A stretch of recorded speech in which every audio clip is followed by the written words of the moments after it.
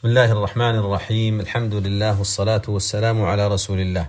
مما ورد في فضل هذه العشر المباركة ما ثبت في الصحيحين من حديث عائشة رضي الله عنها قالت: كان رسول الله صلى الله عليه وسلم إذا دخل العشر أحيا الليل وأيقظ أهله وجد وشد مئزره.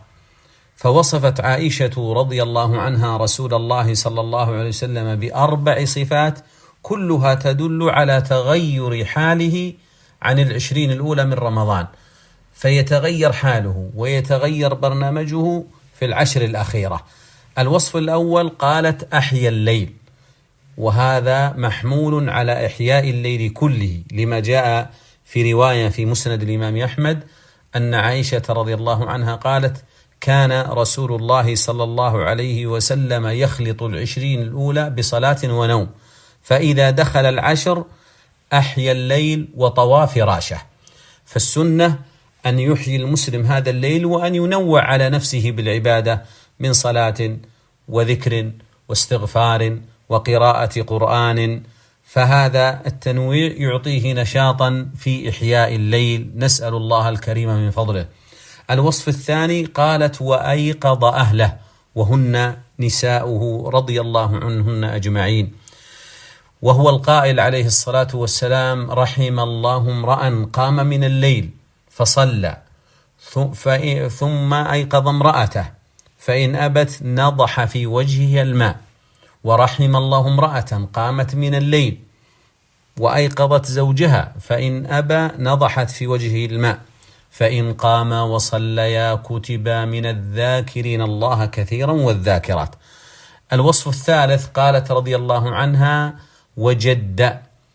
الجد هو بلوغ الطاقة أو بلوغ الوسع في تحصيل المراد، أن يبلغ طاقته في تحصيل مراده، فكان النبي صلى الله عليه وسلم يبذل وسعه وطاقته في تحصيل الخير في هذه الليالي.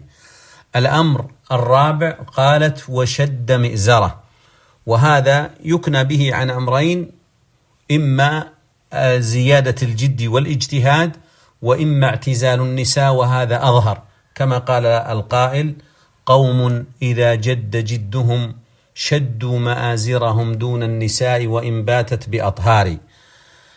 النبي صلى الله عليه وسلم يعمل هذا العمل كله وهذا الجهد وهذا الاجتهاد وهذا القيام، لماذا؟